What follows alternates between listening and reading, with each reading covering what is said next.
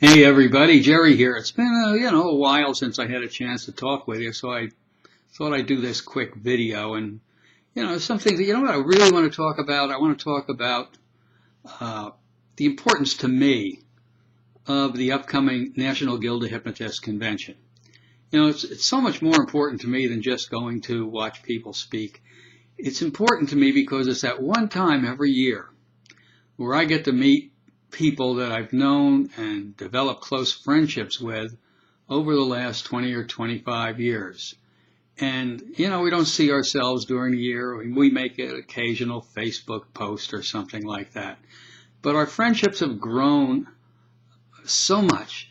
And I look forward to seeing those people. Like, some names come to my mind just off the top. Alan Alves. Alan Alves is an amazing guy, and he was my student many, many years ago, and he developed into a fabulous hypnotist.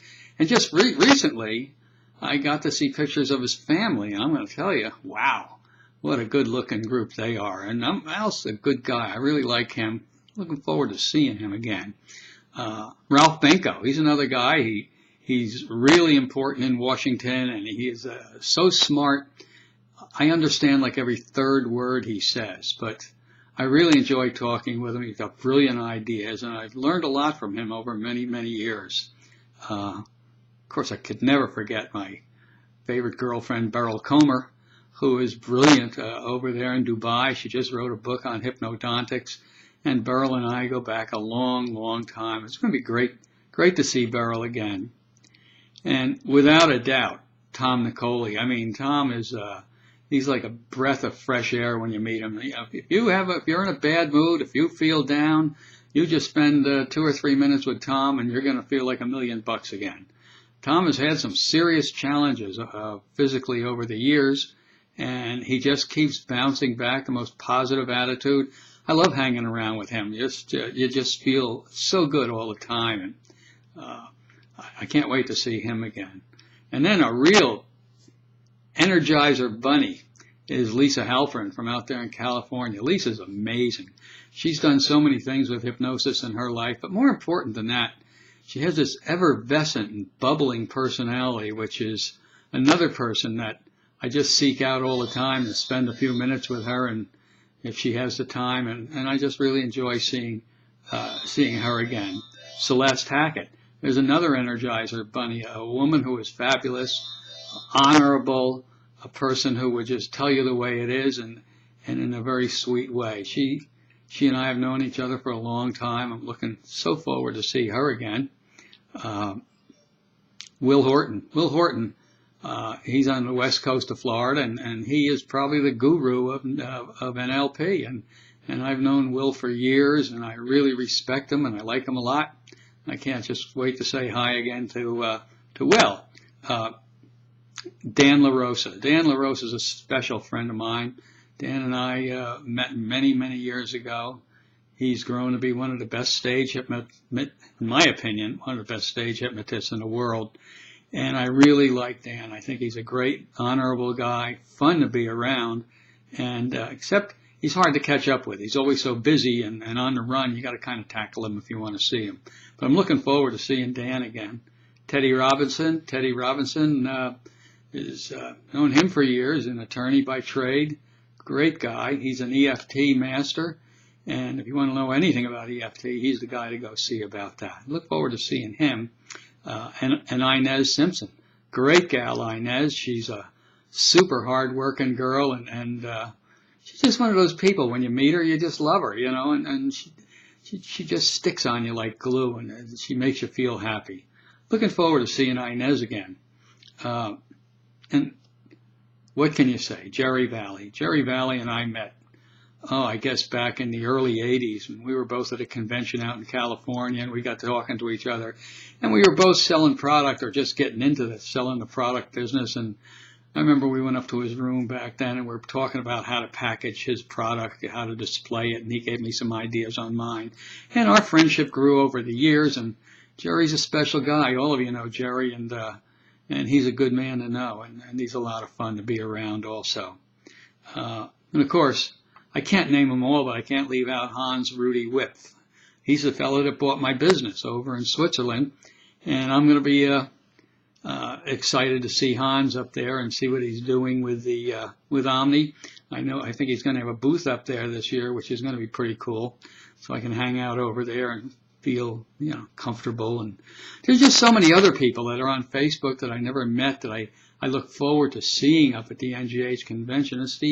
It's the one time out of my year that I can relax, meet friends, and really just lay back and enjoy myself. Now this year, I will be teaching. I'm not going to be teaching a pre or a post conference. I've had a little physical challenges this year that caused my legs not to give me the strength that I need to stand up for 8 hours a day in front of a classroom. That's just temporary. That's going away. I'm probably going to be fine by the time I get there, but I didn't have time to submit a program. I wasn't confident enough to do a full day's class. So I'm going to be doing some 1 hour and 2 hour ones that I'd like to see you come to, of course. Let me tell you what they are, see if they're of any interest to you. I got a 1 hour. Of course, all the 1 hours are free, so you can always go to those without bending your pocketbook.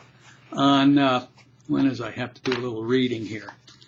Friday, August 7th, 9 to 10 a.m. The course number is 11097. 11097, Correcting Non-Organic Male Impotence. Everybody kind of laughs at that. But when we look back at impotence in general, every male, or almost all males, suffer some form of it.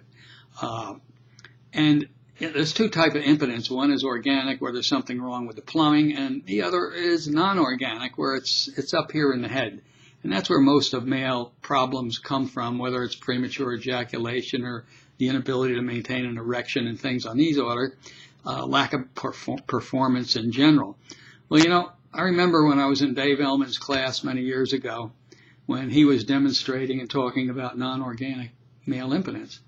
He had worked with hundreds of cases, and he only failed with one.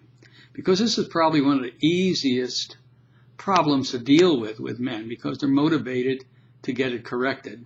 And believe it or not, it's almost always a direct suggestion. Occasionally, you might need a regression technique.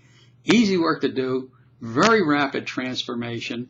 They should be corrected in one session pretty much all the time. So I'll give you the tips on how to do that. And it can be a very big business if you ever want to specialize in that, because almost every male needs it, even though almost every male will say, oh, no, not me, I'm a stud-o-matic, you see. So come to that one. We'll have a little fun in that one as well as learn a lot, I think. Another one on Friday, August 7th, same day. Working me hard that day. 2 to 3 p.m.